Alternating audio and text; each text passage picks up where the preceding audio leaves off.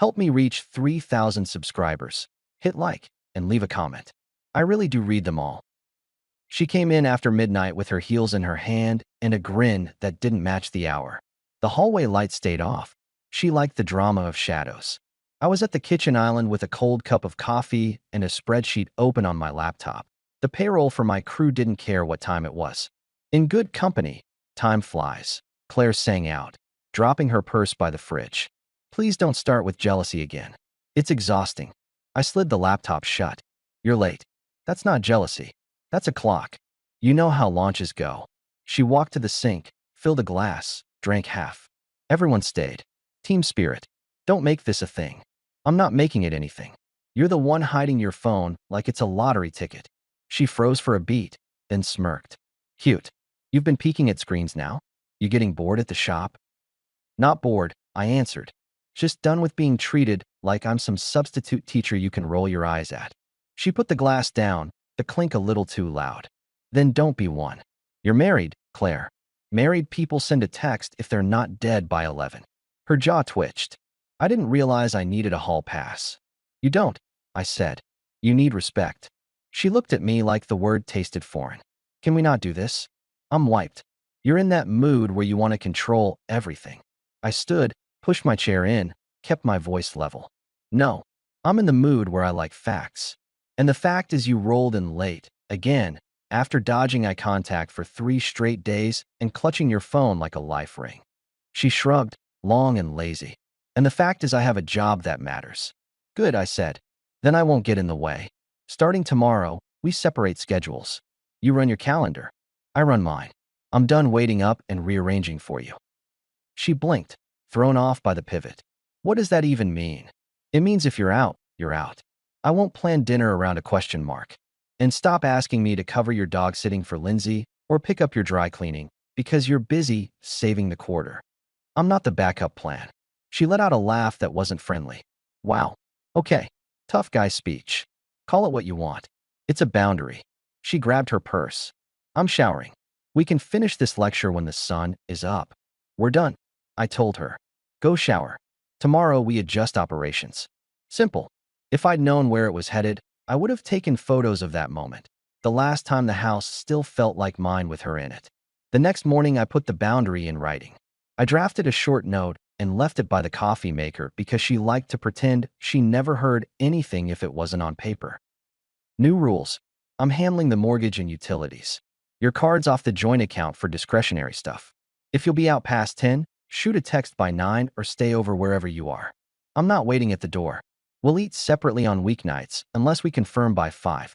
Saturday mornings are mine at the shop. Sundays are yours if you want them. Keep it simple. Her reply came as a text 4 minutes later. You're unbelievable. I tapped back. Predictable. She didn't answer. I tossed my work bag in the truck and headed to the shop. On the bench were 2 alternators and a half-rebuilt V6. The smell of solvent and dust settled the blood. Gabe, my foreman, looked up from an invoice. You look like you slept on a folding chair. Close. I wiped my hands, checked the job board. What's up with the Tahoe? Customer calling every hour. Needs a harness. It's on the way, he said. You good, boss? Great. I flipped the whiteboard marker in my fingers. Clear the backlog. I might be scarce this weekend. Gabe snorted. Scarce where? You hate leaving the shop. I'm practicing not waiting on people who don't value my time. He raised an eyebrow but didn't pry. That's why he's still with me. By lunch, Claire had posted a selfie from a conference room. You couldn't miss the glass walls, the string lights they thought looked modern. Her caption was a chirpy line about big ideas and late nights. Comments poured in from her office crowd. She didn't like my posts, never did, unless they flattered her. I scrolled past and got back to Torque Specs. That evening she came home on time, which was almost comical given the speech last night. She set a plate in front of me. Eggs, toast, avocado arranged like it was for a magazine. I made breakfast for dinner, she said lightly. Let's not be weird. New ritual? I asked. The peace omelet. She rolled her eyes. I'm trying. We both said things. I said rules, I corrected. You criticized my tone. Well, your tone could sand paint, she said, then softened. I get it. I do. Work's been intense. I didn't mean to shut you out. I cut into the eggs. Then don't. It's fixable. Respect is a small lift. She reached across, rested her fingers near my plate without touching. Can we reset? You can follow the rules. That's the reset. Her mouth tightened, but she nodded. Fine. For 2 days, she played nice. She texted when she was running behind. She put her phone face up on the counter. She hugged me before leaving, quick, rehearsed. I didn't buy it. I noted it. On Thursday, she had a team mixer at a bar near the office. She mentioned it that morning like it was a weather report. I'll be at the mixer till 9, she said. It's important for visibility. You know how that goes. Do I? I asked. I adjusted the torque wrench, watching her reaction. Here's my adjustment. You go to your mixer. If you're staying past 10, stay there. No hard feelings. She frowned. You're punishing me. No. I'm not driving across town at midnight to pick you up because you don't want to Uber alone. Not my job anymore. She searched my face, trying to read if I meant it. So if I'm home at 11? The couch is comfortable, I said. Don't make my bed your landing pad after a late night. Her lips thinned. Real mature. Clarity usually is. That evening, her friend Maya invited us to a backyard thing. Burgers, beers, neighbors pretending they liked each other. I went alone. Where's Claire? Maya asked as she handed me a paper plate. Networking, I said. Big night for visibility. Linda, our neighbor who never missed a chance to stir, leaned in. Those office socials are something. My cousin works in HR, says people forget their coworkers. People forget a lot of things, I replied. Claire included. Trouble. Maya's eyes darted between us. No trouble, I answered. Just boundaries. We're updating them. Sounds serious, Linda said. It's adult, I said. There's a difference. At 8:30, Claire texted, running late. Don't wait up. I wrote back, I wasn't. At 9:15, another, we're doing one more round. Team's pumped. I left her on read. Maya watched me put my phone away. You're surprisingly calm. Calm is cheaper than anger, I said. Cheaper and more effective. Want me to talk to her? Maya offered. Sometimes she listens to me. I'll handle my house, I said. Enjoy your party. At 10:30, I shut our bedroom door, set my alarm for 5, and slept like the garage clock, steady and uninterested. In the morning, there she was on the couch, blanket over her, makeup half gone, phone in her hand. I stepped around her to the kitchen. The coffee maker burbled. The sun lit dust in the air. She stirred. You didn't open the door. You didn't knock, I replied. This is petty, Ryan. This is the cost of staying out without a plan. You can't have both. She pushed the blanket off, sat up. Are we really doing separate lives now? We're doing separate responsibilities, I said. It's efficient. She scoffed. You sound like a spreadsheet. I am one, I said. And I balance at 0 when the respect column is empty. She shot me a look like I'd spoken in numbers just to annoy her. Then she pivoted. I was going to ask, can you come to the awards night next week? Carter insists spouses are welcome. Huge deal for the team. There it was, the second wave of sweetness, too scripted. I'll pass, I said. You've got visibility down. I won't be your prop. That's not fair, she snapped. It's my career. You're supposed to support. I support what supports me, I said. But I'm not a trophy. Don't put me in a suit to decorate your table. She folded her arms. You're making it impossible. Correction, I'm making it clear. She shook her head, muttered something about prehistoric values, and went to shower. We moved like roommates after that. Polite, practical, cold. She asked if I could pick up her dog-sitting commitment Saturday morning. I declined. Saturday mornings are mine at the shop. I reminded her. The rule wasn't a poem. Saturday, I held an open garage day for clients. Gabe rolled the bay doors up, fans humming, the smell of rubber heavy and honest. Old Mr. Conway came by with donuts. A couple of my high school guys stopped in to gawk at the Mustang we'd rebuilt. Claire surprised me around noon. She walked into the garage in a neat dress that didn't belong near grease, carrying 2 coffees in a cardboard tray. You have a minute? She asked, flashing a public smile. I wiped my hands, nodded to Gabe. Cover me for a sec. To Claire, I said, make it quick. We're booked. She held out a cup. I brought you something. Thought it would be good to show my face here. Inspection or support? I said, taking the coffee. It smelled burnt, like every shop coffee ever. Pick one. Support, she said. Can't I be nice? You can't, I said. It's new. Her smile twitched. You know, you don't have to throw my effort back at me every time. I'm not throwing it back, I said. I'm reminding you that nice, without respect, is just decoration. Her eyes cut toward Gabe, who was pretending not to listen while absolutely listening. Can we not do this here? You came here, I said. Here has rules. What rules? Rule 1. I don't do veiled apologies during business hours. If you have a change to make it. Don't pitch it. She inhaled, held it. Okay, here's a change. I won't stay out past 10 this week. I'll text by 9. Happy. I'm neutral, I replied. But I noted it. She sighed. You're impossible. Then she leaned in, her voice low. Look, I have a lunch Monday with Carter. Big client thing. Don't freak out if I'm late getting back. You just said you won't stay out past 10, I reminded her. Lunch isn't past 10. She smirked like she'd caught me. So we're good. We're fine, I said. Stick to your own rule. She left the coffee and walked out, heels tapping too loud for concrete. Gabe wandered over, chewing a donut. Your wife likes to perform empathy. She likes to keep options open, I said. That's why I'm closing mine. Monday came. Around 1, Maya texted, saw Claire at Harvest on 5th. Looked cozy. Don't shoot the messenger. I called Maya. Define cozy. Use normal words. Okay, she said. They sat side by side in a booth. Lots of leaning in. Lots of laughing. Could be innocent. Didn't look innocent. Who's they? Her boss, Carter. Tall, silver hair, good suit, smug. Thanks, I said. That's enough. You okay? She asked. I'm making adjustments, I said, and hung up. I didn't storm anywhere. I didn't scroll her phone. I didn't interrogate. Instead, I made 3 calls. First to the bank to remove her secondary card from the business account. There was no reason anymore. Second to a moving service to price a short notice pickup. Data is power. Third to a locksmith to schedule new locks for the shop, not the house. My livelihood comes first. Then I did one more thing. I took an early drive to her office Wednesday afternoon. Someone else's territory, as my father would call it. I didn't go to catch her in something. I went to end gray areas. She'd left her tablet on the hallway table that morning. She'd need it for the awards rehearsal. I sent her a text. Your tablet's in my truck. I can either drop it at the front desk or bring it up. Choose. She didn't respond. I parked across from the glass tower where they kept the air cold enough to grow lettuce. The security guard at the lobby desk looked like he'd lived the same hour 300 days in a row.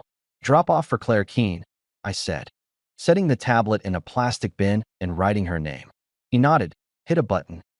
I turned to leave and stopped because the elevator bank vomited a small wave of her teammates into the lobby.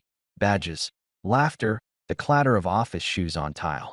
Claire was in the middle, head thrown back at something Carter had said. Carter walked close to her, elbow brushing her sleeve. Easy, practiced. He held his blazer over one shoulder like he rehearsed it. He saw me first. His smile didn't falter. He was good at smiling. Ryan, right? He said as if we were golf buddies. I kept my hands in my pockets. Carter. Claire blinked, then recovered. What are you doing here? Returning what you forgot, I said. Tablets at the desk. You could have texted, she said. I did, I replied. You were busy. Carter stepped a half-inch closer, like he'd step into any pause. We were just heading out to a quick client drink. Client drink at 4, I said. Efficient. Part of the job, he said. You know how it is. I do, I said. And I also know how simple it is to send a message. Claire's team had slowed around us, the way people do around unplanned theater. I didn't raise my voice. I didn't posture. I addressed my wife. New rule, I said. If you choose to make your boss your evening company, make it your ride home too. Don't use my house as a quiet place to park that choice. A woman with a sharp bob, Jess, I recognized from stories, watched Claire with a look that wasn't kind. Someone whispered. The security guard pretended not to hear, but did. Claire's mouth opened, then snapped shut. You're embarrassing me. You did that, I said. With your choices. Carter lifted a hand, playing mediator. Let me step outside of this. No harm meant either way.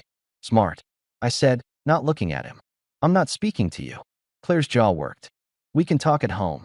Not if you go for that drink, I said. I won't be there when you get back.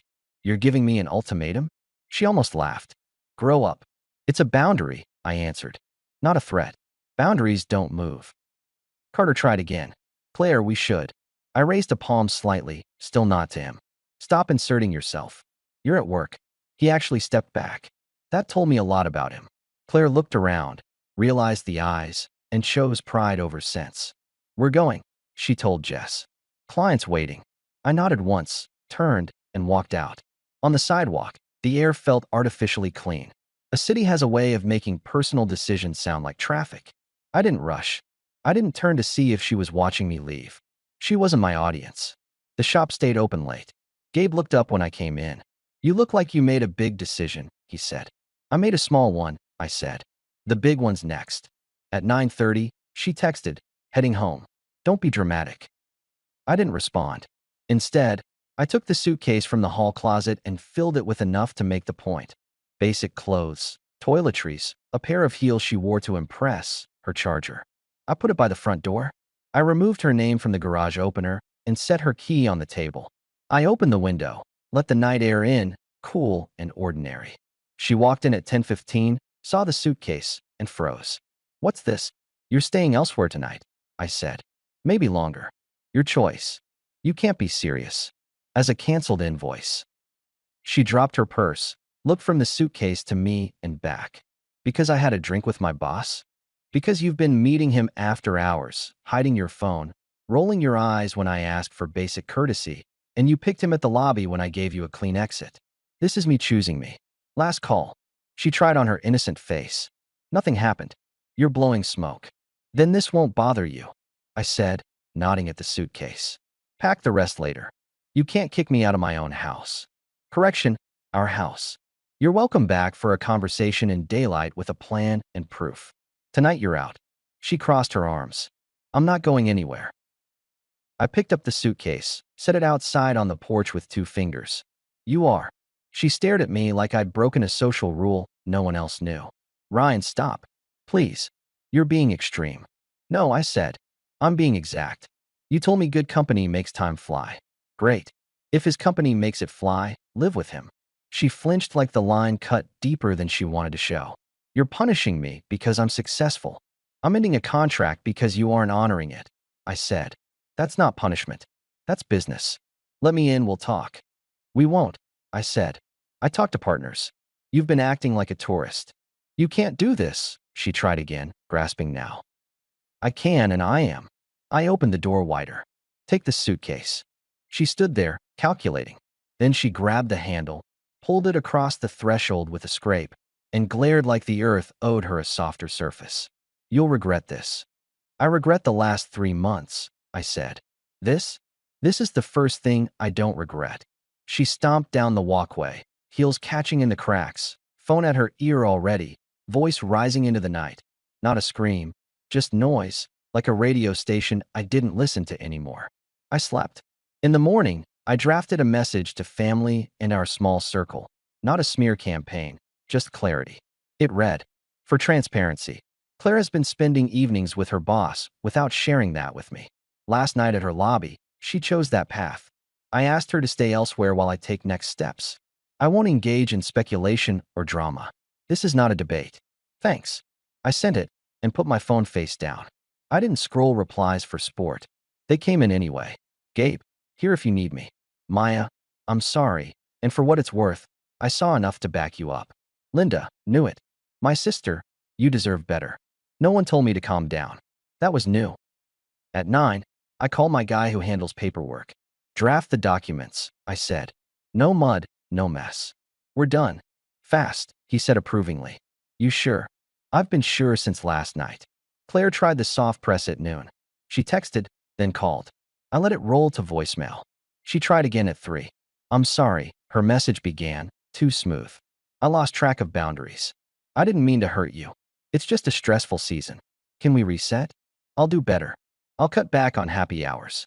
Please don't make a permanent decision over a misunderstanding.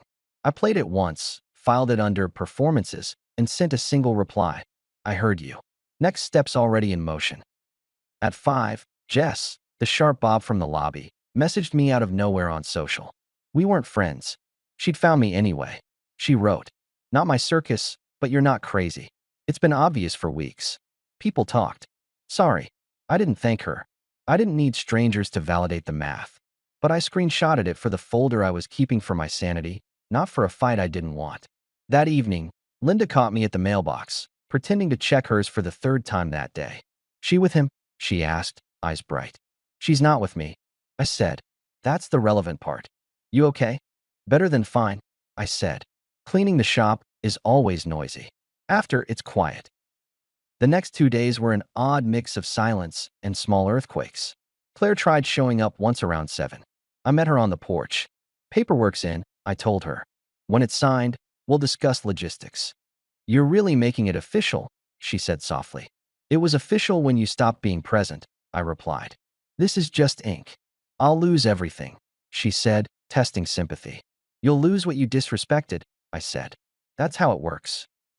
She stood there for a long minute, like she thought time could be a tool. Then she played a card I didn't expect. Carter says we should keep this private, she said. For both our sakes. Carter can keep a lot of things private, I said. I'm not one of them. Don't post anything, she said quickly. I didn't, I said. I did something older than posts. I told the people who are relevant. You humiliated me. You did that, I said. I just refused to be quiet about it. She left, and the house exhaled. The dog, hers, technically, but mine by responsibility, watched the door with the pure loyalty only animals have. I scratched his head. We'll figure out where you land, I said. You didn't choose any of this. Within a week, the ripple hit her office. Maya called me.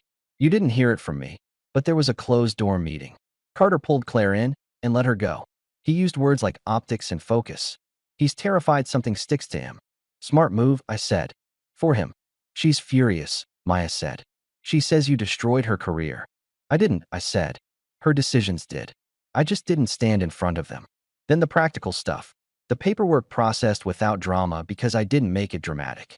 I asked for what was fair and necessary, not more. I kept the house and the shop because I'd built both before her. We divided what could be divided. I didn't chase or haggle. She sent one last long message after her exit interview. Page after page about how I didn't understand her ambition, about how small men fear big rooms, about me being stubborn, cold, moralizing. I skimmed it the way you skim a manual for a machine you already know you won't use. Then I wrote back a dozen words. I wish you clarity and peace. We are over. Pick up your things Saturday. On Saturday, she came with Maya and a storage bin. Maya didn't meet my eyes at first, then did. You look better, she said. I am, I said. You? She grimaced. I'm prepared for a long afternoon of sorting sweaters. Most of it's boxed, I said. I'd made sure. No one needed to linger. Claire walked through the living room like she'd never seen it, fingers grazing the back of the couch. A tour of a museum where she once had a membership. Bit cold, she said, glancing at the bare shelves I'd cleaned of her framed trips and office trophies. Intentional, I said. Less to dust. She shook her head with that old disdain. You always did love your emptiness. It's called space, I said. I fill it with things that don't lie to me. Maya winced like she'd stepped on something sharp. Claire hissed. You're cruel. No, I said. I'm done. We stacked the plastic bins in the trunk of Maya's car. The dog followed Claire to the driveway, then turned and trotted back to me without being called. She noticed. You're keeping him? I'm keeping stability, I said. He knows this yard. She looked like she might fight over the one loyal thing left, then thought better of it. Fine, she spat. Keep it all. House, dog, your little kingdom. It's home, not a throne, I said. You could have been queen if you acted like a partner. She got in the car and slammed the door like that could be the last word. I watched them drive off, a bin of throw pillows sliding against the glass. The silence afterward didn't feel empty. It felt earned. By Monday, the people who'd once rallied around her started keeping distance. Lindsay stopped tagging her in brunch photos. The group chat she ran fell silent. Linda, who never missed gossip if it begged, reported from the mailbox beat, she's renting over by the highway. Short lease. I hear the place is loud. I hope she can rest, I said. Everyone needs sleep. You're colder than I thought, Linda said, almost impressed. I'm steady, I corrected. There's a difference. Gabe noticed the change before even I did. You're faster, he said a week later as I knocked out an electrical diagnostic in half the usual time. Less distracted. I cut a noise source, I said. Freeze up bandwidth. He nodded in that way men do when they don't need the details. One evening, months later, I got dinner with a woman named Dana. We met at the parts counter of all places. She runs a landscaping crew and can reverse a trailer into a tight alley without flinching.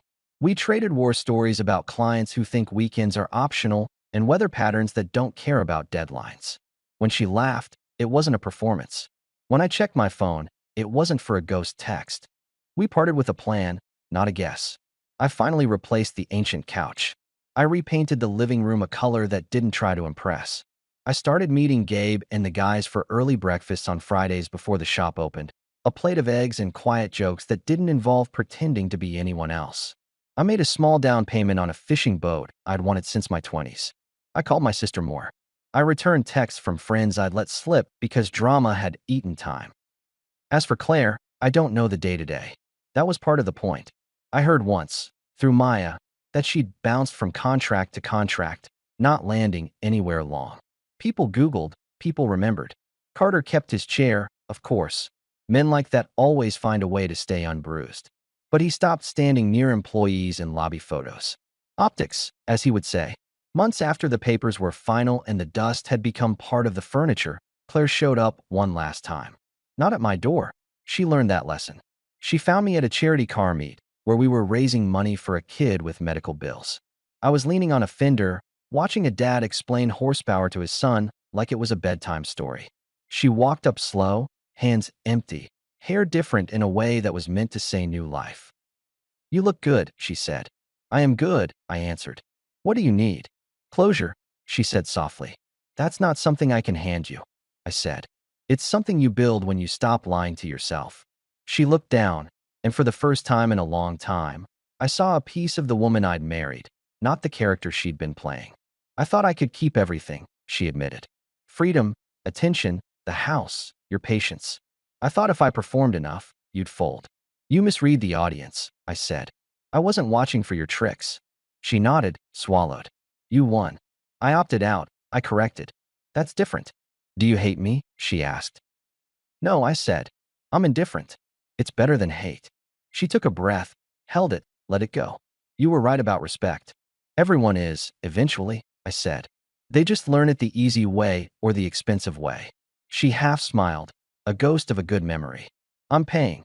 "So did I said. "But I paid earlier." She looked at the car, the crowd, the little boy pointing at Chrome. "You built a life without me." "I built a life," I said. "You removed yourself from it." "That's the whole story." She nodded, took a step back. "Okay," she said. "Goodbye." "Goodbye, Claire." She walked away without drama, which might have been the first honest exit she'd ever made. I watched her go, then let my attention slide back to the kid with his dad and the way the sunlight hit the hood. It was a good day. No ghosts. No performances. Just work I respect and people who respect me back.